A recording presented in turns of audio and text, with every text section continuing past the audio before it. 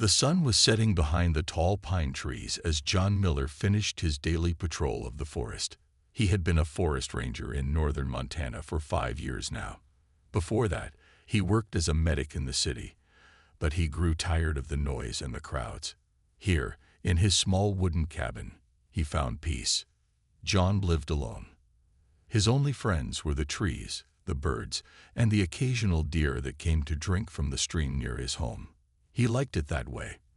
Every evening, he would sit on his porch, drink hot coffee, and watch the stars come out.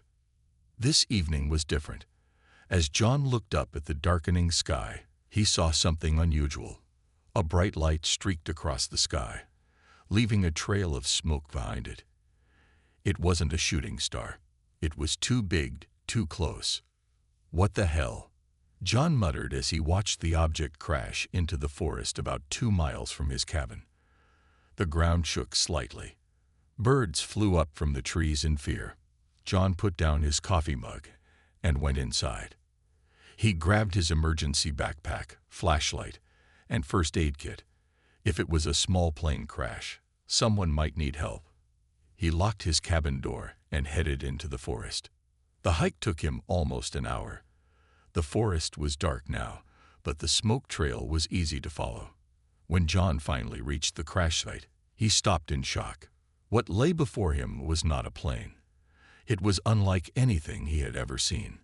A small craft, about the size of a car, had cut a path through the trees and now lay half buried in the dirt. It was made of a smooth silver material that seemed to glow faintly. There were no wings, no propellers, nothing that would explain how it flew. "Hello," John called out. "Is anyone hurt? I'm here to help." No answer came. John moved closer, careful of his footing among the broken trees and disturbed earth. The craft had a crack along one side. Through this opening, John could see inside. His heart nearly stopped. Lying on what looked like a control panel was a person, or at least something that looked almost like a person. She, John somehow knew it was female, had blue skin that shimmered in the beam of his flashlight. Her hair was silver, flowing around a face that was both strange and beautiful. Along her temples and arms were raised ridges that glowed softly. She wasn't moving. Blood, or something like blood, but with a purple tint, leaked from a cut on her forehead. John's medical training kicked in. He squeezed through the crack in the craft and checked for a pulse. He found one at her neck, though it was faster than a human's would be. She was alive but hurt badly. "I'm going to help you," he said, though he wasn't sure if she could hear him or understand English. "Just stay with me." Carefully, John checked her injuries. Burns on her arms, cuts on her face and legs, and possibly broken ribs. Her clothes were strange. A tight-fitting suit made of material that felt like silk but seemed strong as metal. John cleaned and bandaged the wounds he could see. Then, as gently as possible, he lifted her from the craft. She was lighter than he expected, almost weightless in his arms. He placed her on a cleared spot of ground and made a quick stretcher from branches and his jacket. "I'm taking you to my cabin," he told the unconscious alien. "I can help you better there." The journey back was slow and difficult. John had to stop often to rest and check on his patient. By the time he reached his cabin, it was past midnight. He laid the alien on his bed and turned on all the lights. Now that he could see her clearly, John was even more amazed. She was about 5 feet tall with delicate features. Despite her blue skin and silver hair, her face looked almost human. She had 2 eyes, a nose, and a mouth, though her ears were smaller and more pointed than a human's. As John prepared to clean her wounds properly, the alien's eyes suddenly opened. They were large and entirely purple, with no whites or visible pupils. She stared at John in fear and confusion. "It's okay," John said softly, holding up his empty hands to show he meant no harm. "You're safe. I'm trying to help you." The alien tried to sit up but fell back with a small cry of pain. "Please, don't move," John said. "You're hurt." To his complete surprise, the alien spoke. Her voice was musical, with an accent unlike any John had heard before. "Where am I?" she asked weakly. John stared at her in amazement. "You speak English." The alien touched a small device on her neck. "Translation device," she explained. "Who are you?" "My name is John," he replied, still stunned. "John Miller. And you're in my cabin in the Montana wilderness. On Earth," he added, realizing she might not know what Montana meant. The alien closed her eyes briefly, as if processing this information. Then she looked at John again. "I am Ilara," she said. "Thank you for saving me." 3 days passed since John found Ilara. Her health improved faster than he expected. By the 4th day, she could sit up and eat the soup John made for her. "Your food is interesting," Ilara said, sipping the chicken soup carefully. "On my world, we eat mostly plants and small water creatures." John sat in a wooden chair next to the bed. "Where exactly is your world?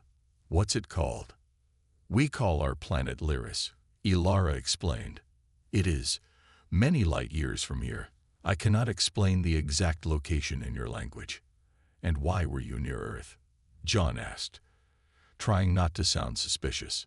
Ilara put down her soup bowl. "I am a scientist. My people have watched Earth for many years. We study your plants, animals, and oceans. We are not allowed to meet humans. It is against our rules." "Then why did you crash here?" "My ship had a problem with its power system," Ilara said. Her face showed sadness. "I lost control. I was supposed to stay high above Earth, take pictures, and then go home. Now I am stranded." John nodded, understanding her fear. "Can your people come find you?" "Maybe. My ship sent a signal before it crashed, but it might take them weeks to reach Earth." She looked at John with her purple eyes. "Your people, will they look for my ship?" John hadn't thought about that. A crashed alien spacecraft would definitely interest the government. "Probably," he admitted, "if anyone saw it fall." Ilara tried to stand up. "Then I must hide better. If your leaders find me, they will take me away. They will study me like I studied your wildlife." John gently pushed her back down. "You're still hurt, and my cabin is pretty hidden. Let's wait until you're stronger before we worry about that." Over the next few days, John and Ilara talked for hours. He learned that Lyrisians lived in cities built on giant floating islands. Their technology was far more advanced than Earth's. They could travel between stars and had visited many planets.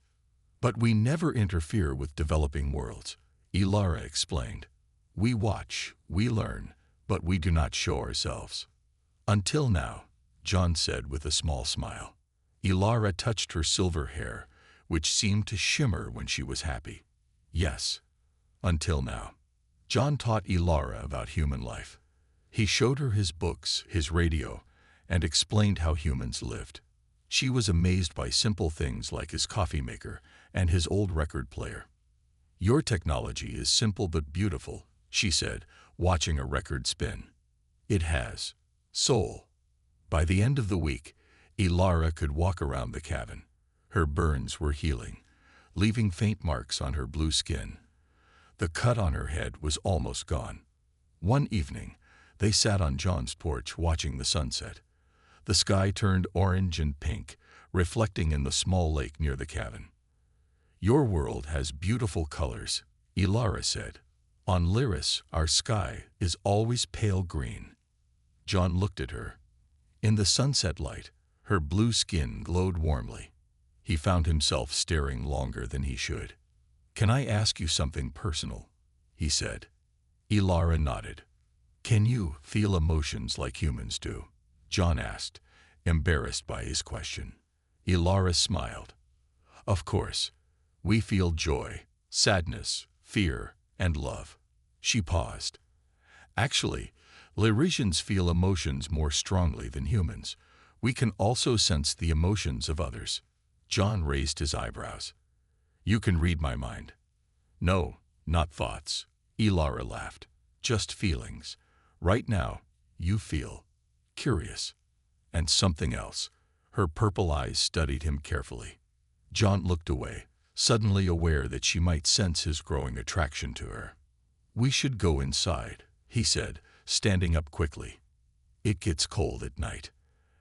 As they walked back into the cabin, a distant sound made them both stop. The faint noise of helicopter blades cutting through the air echoed across the valley. Ilara's face showed fear. "What is that?" John's expression turned serious. "Trouble. Someone found your ship." John rushed around the cabin, grabbing essential items. The sound of helicopters grew louder. "We need to leave now," he told Ilara, tossing food, water bottles, and medical supplies into his backpack. "They'll search this area soon." Ilara stood shakily. "Where will we go?" "I know these woods better than anyone," John said, pulling on his jacket. "There's an old fire lookout tower about 12 miles from here. Nobody uses it anymore. We can hide there." John helped Ilara put on one of his sweaters and a pair of hiking boots that were too big for her. He gave her a hat to cover her silver hair and gloves for her blue hands. "If anyone sees you from a distance, they might think you're just a regular person," he explained. The night was dark, with only a sliver of moon. This helped them stay hidden as they slipped out the back door of the cabin and into the forest. John carried the heavy backpack and held Ilara's arm to steady her as they walked. "Can you make it 12 miles?" he asked, worried about her injuries. Ilara nodded. "Larisians are stronger than we look. I will keep up." They moved through the forest as quietly as possible. The helicopter sounds circled the area where Ilara's ship had crashed. Flashlight beams cut through the trees in the distance. "Government agents," John whispered, "looking for proof of aliens." Ilara's face showed worry. "If they find me, what will they do?" John didn't answer, but his expression was grim. He had seen enough movies to know that an alien visitor would be taken to a secret lab somewhere, never to be free again. After an hour of walking, they stopped to rest. Ilara drank some water while John checked their route on his small map. "We need to cross that ridge," he said, pointing to a dark line of hills. "Then down through the valley and up to the lookout tower." Suddenly, they heard voices, not from behind them, but from ahead. John pulled Ilara behind a large tree and listened. "Search Team Bravo heading east along the creek." A man's voice crackled from a radio. "No sign of the target yet." "They're ahead of us," John whispered. "They must have teams all through the forest." Ilara closed her eyes, concentrating. "I sense 5 humans within half a mile of us. Their emotions are focused, determined." John looked at her in surprise. "You can feel them that specifically." She nodded. "It is how my people hunt. We sense the presence of others." "That's going to be very useful," John said. "Can you guide us around them?" For the next few hours, they moved slowly through the forest. Whenever Ilara sensed search teams nearby, they changed direction. It made their journey longer, but they avoided capture. By dawn, they had traveled about 8 miles. Both were exhausted. John found a small cave formed by fallen rocks and pulled Ilara inside. "We'll rest here during the day," he said, spreading a thin blanket on the ground. "It's too dangerous to move in daylight." Ilara sat down, wincing as her injuries reminded her they weren't fully healed. "Why are you helping me?" she asked quietly. "You risk much by doing this." John sat beside her. "I don't really know. At first, it was just the right thing to do. Help someone who's hurt." He paused, looking at her. "But now, I guess I like you. You're the most interesting person I've ever met." Ilara smiled, her purple eyes shining in the dim light. "On my world, we believe that sometimes the universe brings souls together for a reason." "And what reason would that be?" John asked. Before she could answer, the loud whump-whump of helicopter blades passed directly overhead. They both froze, holding their breath. The sound slowly faded as the helicopter moved away. "They're not giving up," John whispered. "We need to be very careful." Ilara reached out and took his hand. Her touch was warm, and sent a strange, pleasant tingle up his arm. "We will be safe," she said confidently. "I trust you." John squeezed her hand gently, surprised at how natural it felt. "Get some sleep. We have a long night ahead of us." As Ilara closed her eyes, John kept watch at the cave entrance.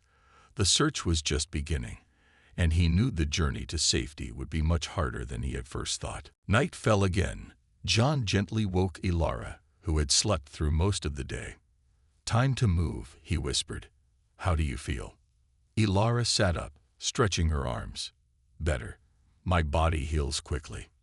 They ate some dried fruit and nuts from John's backpack, then prepared to continue their journey. Outside the cave, the forest was quiet except for the occasional hoot of an owl. "I don't hear the helicopters anymore," John said, listening carefully. "But the searchers are still there," Ilara replied, her eyes closed in concentration. "I sense them, scattered through the forest. They are resting, but alert." John nodded.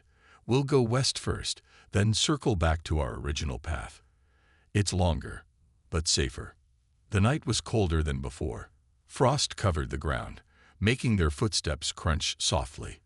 John worried about leaving tracks, but they had no choice. They needed to reach the tower before their food ran out. After several hours of careful walking, they reached a fast-flowing river. "We need to cross here," John said. "The water will hide our scent and tracks." The river was about 30 feet wide and looked deep in the middle. "I can't swim," Ilara admitted, looking worried. John thought for a moment. "We'll cross together. I'll help you." He found a fallen tree a short distance upstream. Together, they pushed it into the water to make a rough bridge. It wasn't long enough to reach all the way across, but it would help. "Hold on to me," John instructed as they stepped onto the wet log. They inched across until they reached the end of the log. Now they had to step into the water. "It's going to be cold," John warned, "but we only need to go about 10 feet. I'll hold you up." Ilara nodded bravely. They slid off the log into the rushing water. It was freezing and came up to John's chest. Ilara gasped as the cold water hit her. "I've got you," John assured her, keeping a firm grip around her waist. Step by step, they made their way to the other bank. When they finally climbed out, they were soaking wet and shivering. "We need to dry off or we'll freeze," John said, teeth chattering. He found a small clearing surrounded by thick bushes where they would be hidden. There, he pulled out a small emergency blanket from his backpack. "Take off your wet outer clothes," he told Ilara. "Wrap yourself in this." John turned his back to give her privacy. He removed his own wet jacket and shirt, quickly drying himself with a small towel from his pack. When they were both drier and wrapped in what warm clothes remained, they huddled together under the emergency blanket for warmth. "Your skin glows in the dark," John observed, noticing a faint blue light coming from Ilara's exposed hands and face. "Only when I'm cold," she explained. "It helps us find each other in darkness." As they sat close together for warmth, John felt a strange sense of peace despite their danger. There was something about Ilara that made him feel connected in a way he'd never experienced with another person. "Tell me about your home," he asked quietly. Ilara smiled. "Lyris is beautiful. Our cities float on giant leaves that grow on our oceans. The water is clear purple, and at night, glowing creatures swim beneath our homes, lighting the water like stars." "It sounds amazing," John said, trying to picture it. "It is," Ilara said softly. "But I have seen many worlds, and Earth has its own unique beauty. Your forests, your mountains, they have a wild power we don't have on Lyris." Dawn was approaching when they finally continued their journey. By midday, John could see the fire lookout tower in the distance, sitting on top of a rocky hill. "There it is," he said, pointing. "Our sanctuary." The tower was old but solid, made of weathered wood with a small cabin on top. A narrow staircase wound around the outside to a platform about 50 feet above the ground. "No one has used this tower in years," John explained as they approached. The Forest Service built newer ones with better equipment. This one was forgotten. They climbed the stairs carefully. At the top, John unlocked the door with a key he kept from his early days as a ranger. Inside was a single room with a small bed, a table, 2 chairs, and an old radio system. "We'll be safe here," John said, closing the door behind them. At least for a while. Ilara walked to the windows that surrounded the cabin, offering views in all directions. From here, they could see anyone approaching long before they arrived. "It's perfect," she said, turning to John with a smile. "Thank you." The smile made John's heart beat faster. Despite everything, the danger, the cold, the uncertainty of their future, he realized he wouldn't want to be anywhere else. 3 days passed in the lookout tower. John and Ilara settled into a routine. During the day, they watched the forest for any sign of search teams. At night, they took turns sleeping while the other kept watch. From their high position, they could see small camps of government agents in the distance, but no one had come near the tower yet. John worked on the old radio system, trying to fix it. "If I can get this working, maybe we can listen to what the search teams are saying," he explained to Ilara. Ilara watched him with interest. "Your technology is simple, but you understand it well." "Not like your spaceship technology," John laughed. "I still can't believe you travel between stars." Ilara sat beside him at the small table. "John, we need to talk about what happens next." John stopped working on the radio. "What do you mean?"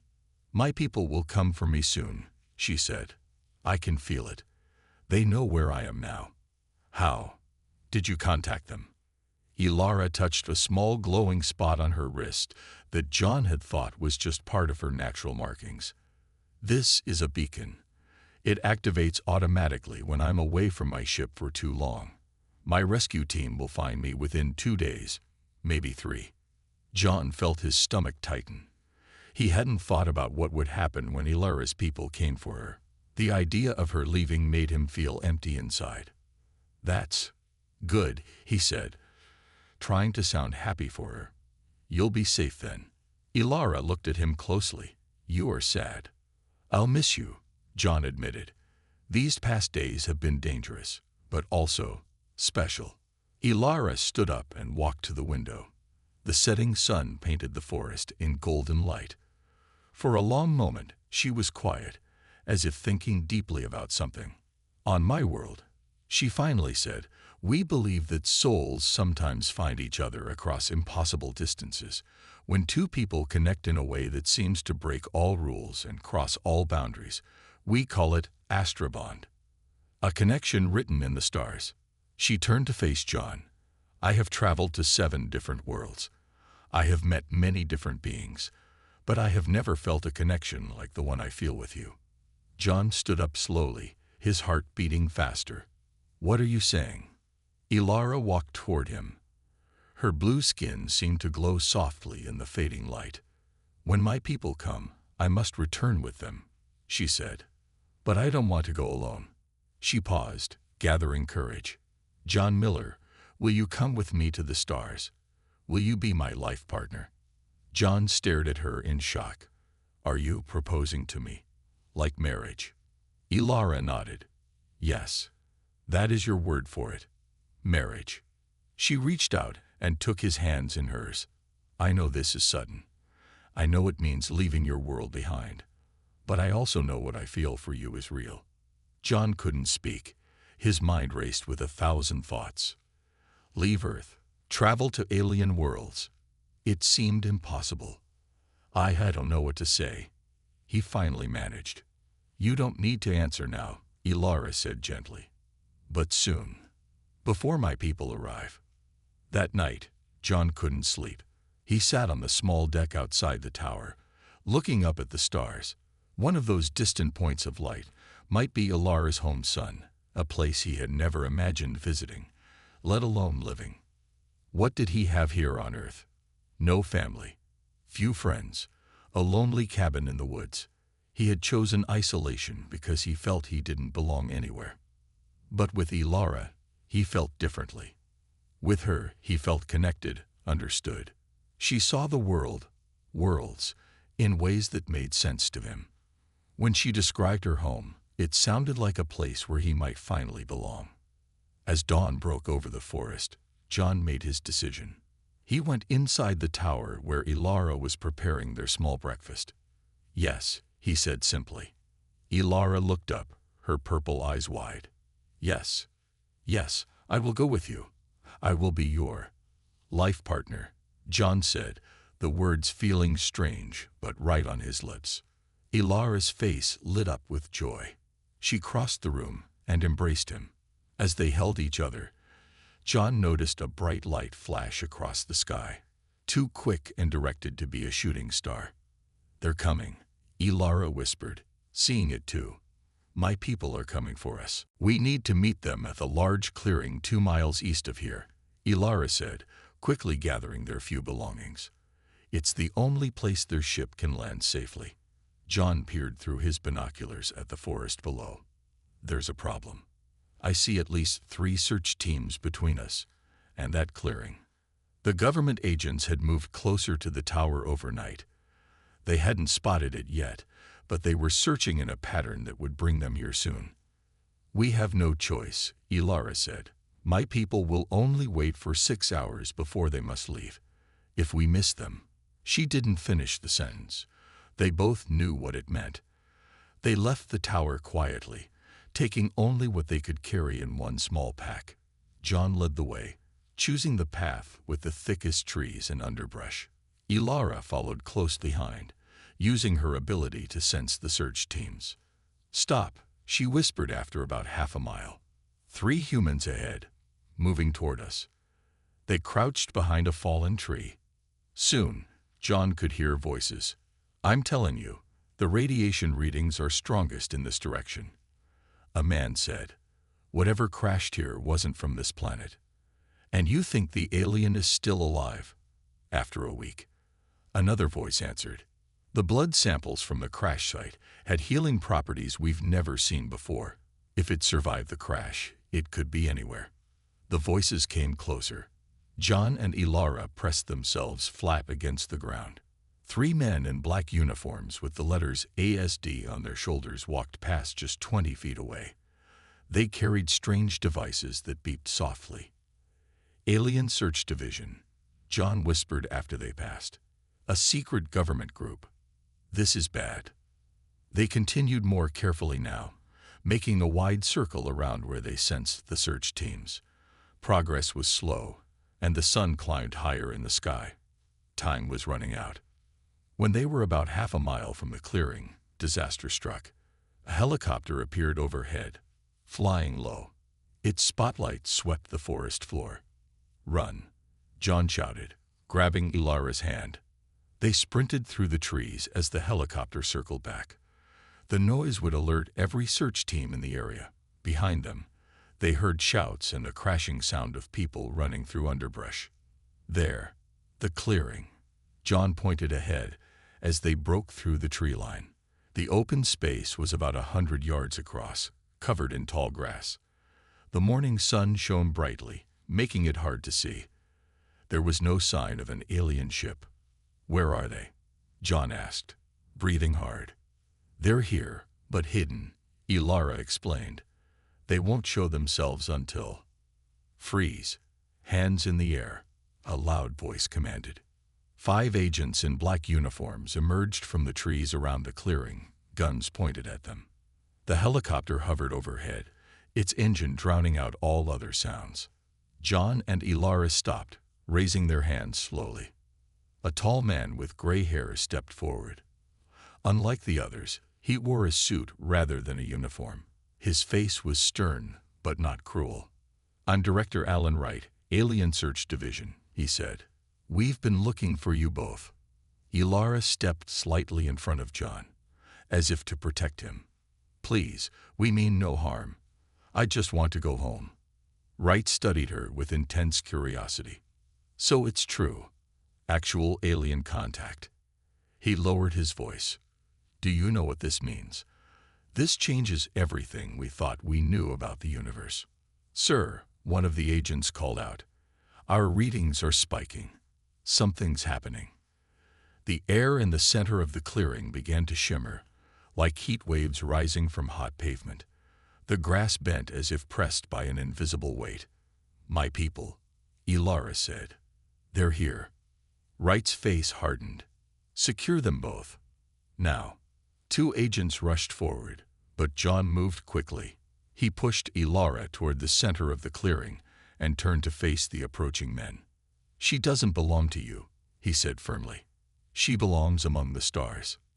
Wright raised his hand, and the agents hesitated. For a moment, no one moved. "You love her," Wright said, realization dawning on his face. "A human and an alien."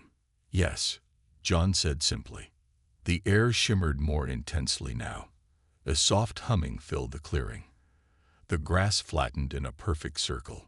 "John, come on," Ilara called, standing in the center of the circle. She reached out her hand to him. Wright looked from John to Ilara and back again. Then, surprisingly, he lowered his gun. "Let them go," he ordered his men. "But sir," one agent protested. "That's an order," Wright said firmly. "Some discoveries aren't ours to make. Some secrets belong to the universe." John backed toward Ilara, not taking his eyes off Wright until he reached her. He took her outstretched hand. "Thank you," he said to Wright.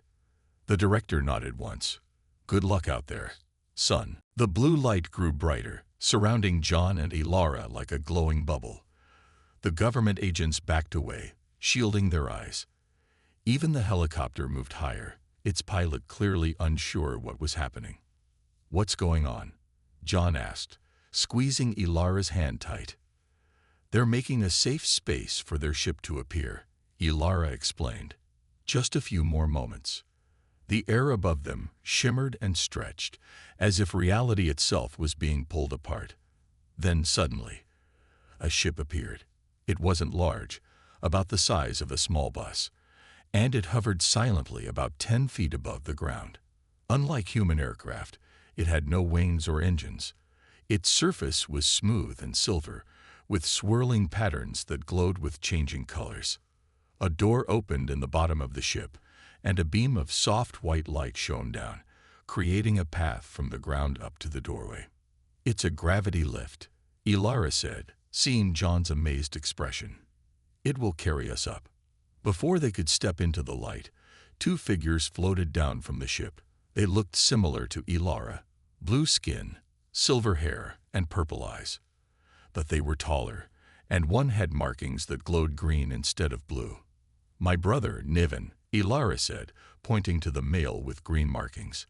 "And my friend, Leary," she added, indicating the female. Niven looked at John with obvious curiosity. "So this is the human who saved you," he said in perfect English. His voice had the same musical quality as Ilara's. "Yes," Ilara replied, "and the one I have chosen as my life partner." Niven and Leary exchanged surprised looks. "Are you certain, sister?" Niven asked. "This is unusual." "I have never been more certain of anything," Ilara said firmly, putting her arm around John's waist. Leary stepped forward, studying John closely. "Does he understand what this means? To leave his world behind?" John met her gaze without hesitation. "I understand enough. I know that what I feel for Ilara is real, and that my life here has been empty compared to the few days I've spent with her." Niven seemed to consider this, then nodded slowly. "The council will have questions, but they respect the ancient right of choice in matters of bonding." He gestured to the beam of light. "We must go now. The energy field cannot hide us for long." John looked back at the ring of government agents watching from the edge of the clearing. Director Wright stood slightly ahead of the others, his face showing a mixture of wonder and sadness. John raised his hand in a farewell gesture. Wright returned it with a small nod. "I'm ready," John said, turning back to Ilara and the others. Before stepping into the light, Ilara performed a quick ceremony. She took a small crystal from her pocket and broke it in half.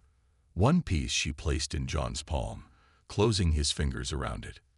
"With this bond stone, I asked the stars to witness our union, she said solemnly. Two souls from different worlds, joined as one. The crystal half in John's hand grew warm and began to glow with a soft blue light. The matching piece in Ilara's hand glowed in response.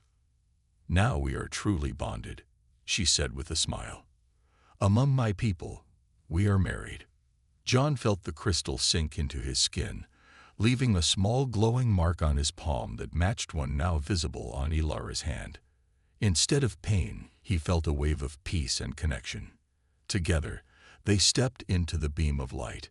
It lifted them gently up toward the ship's open door. As they rose, John looked down at the earth one last time. The green forests, the blue sky, the world he had always known but never truly felt part of. Inside the ship, the door closed silently behind them. The control room was filled with softly glowing panels and screens showing star maps and data readings. Through a large window, John could see the clearing growing smaller as they rose higher. Are you afraid? Ilara asked, noticing John's wide eyes. A little, he admitted. Everything I know is down there. Ilara took his hand, their bond marks glowing brighter when they touched. And everything we will discover together is up there, she said, pointing to the stars becoming visible as they left Earth's atmosphere. Neven sat at the control panel. Course set for Laris. We will arrive in 3 days. The ship accelerated smoothly, Earth shrinking to a blue marble, then a distant point of light among countless others. John put his arm around Ilara's shoulders. So, what does a forest ranger do on a planet with floating cities and purple oceans? Ilara laughed, the sound like music. You will help us understand Earth's ecosystems, and I will help you understand the universe. She rested her head against his chest. We had a lifetime of worlds to explore together. As the ship entered light speed, Earth vanished from view. But John wasn't looking back anymore. Asterisk, the end asterisk,